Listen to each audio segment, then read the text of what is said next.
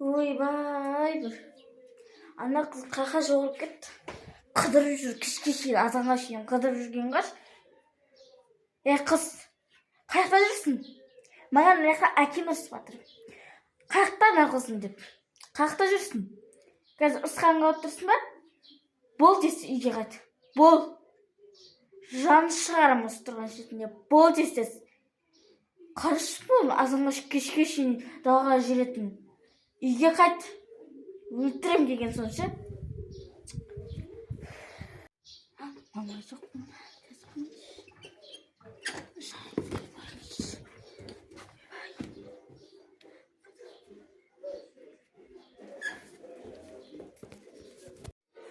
Қыз, неге ерте келіп қалдың, а? Ойнамайсың ба, не қылар? Қыдырмайсың әлі. Енді кеттің ғой, жаңа ғана кеттің ғой. Енді ғана кеттің ғой, неғып кеттірсің? Енді келгеннен жақсы үйге кіре бер. Мә, ерте қайттың ба? Енді қайту керек. Жақсы. Мама, бір. Айттыңыз ғой сіз. Сіз айттыңыз ғой, қайта бер деп.